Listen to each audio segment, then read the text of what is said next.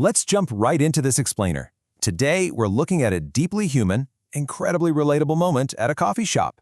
You know that space between what we think should happen and what actually happens? That's exactly what we're unpacking.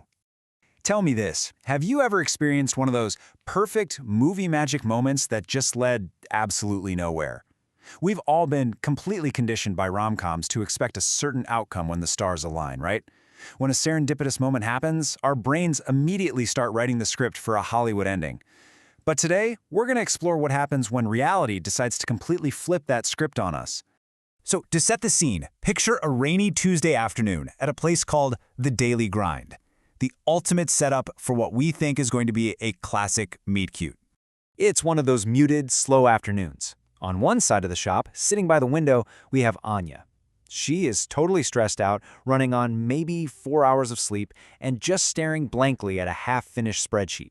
She is desperately waiting for her iced Americano. On the flip side, over at the pickup counter, there's Kabir. He's standing there in a damp jacket, shifting anxiously from foot to foot, checking his watch like every 10 seconds. Why? Because he has a huge job interview in exactly 20 minutes, and he's definitely already regretting his choice to stop for caffeine. Okay, so here's where it happens. One barista yells out, "Order for Kabir!" And literally at that exact same millisecond, another barista shouts, "Iced Americano for Anya."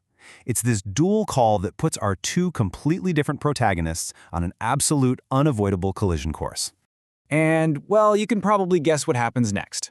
The pacing goes from a slow, gloomy afternoon to sudden, absolute chaos.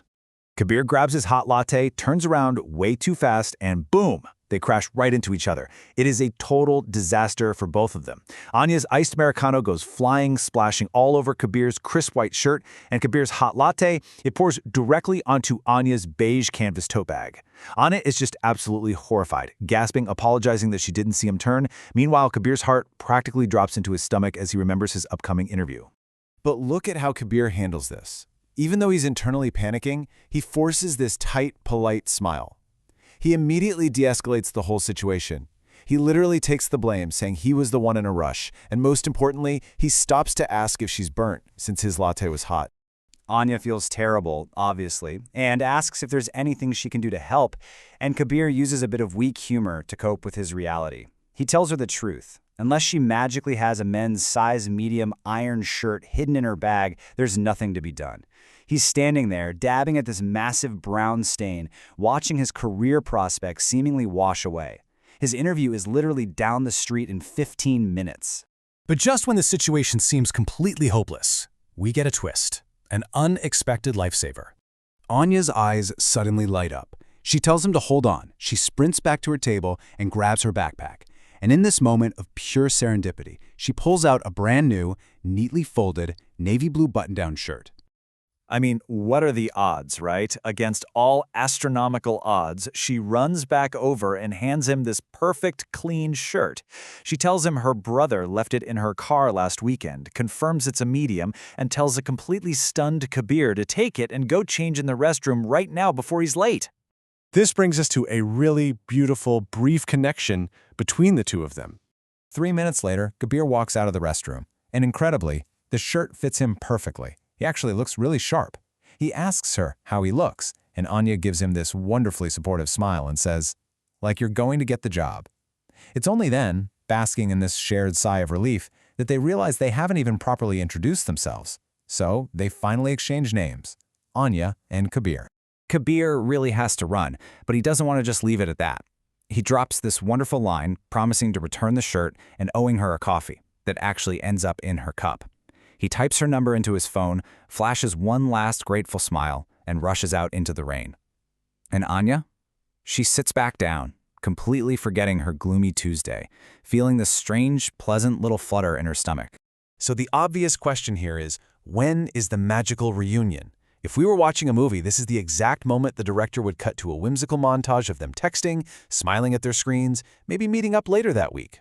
But let's anchor this back to reality for a second and see what actually happens. Let's look at the totally silent reality of the situation. It's this slow, agonizing unraveling of our cinematic expectations. 1 hour passes. Anya is waiting, feeling pretty good. 3 hours pass. Still no text. The day ends. Nothing.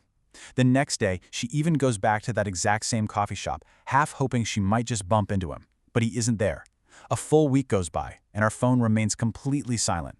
The promised text simply never arrives. Reality sets in.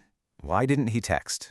Well, in his frantic rush to make it to the interview, Kabir probably just mistyped her number by a single digit. Or, maybe he got so caught up in the absolute whirlwind of getting a new job that he just forgot. Whatever the reason, the story makes it clear there was no grand movie romance, no magical reunion, just a single typo or the overwhelming distraction of everyday life completely erasing the chance of a Hollywood ending. But rather than viewing this as a tragedy, the source material pivots to a highly profound and beautiful takeaway. You see, rather than this being a massive disappointment, life just simply moved on. Kabir ended up getting the job. Anya eventually bought herself a new tote bag. They both went their separate ways.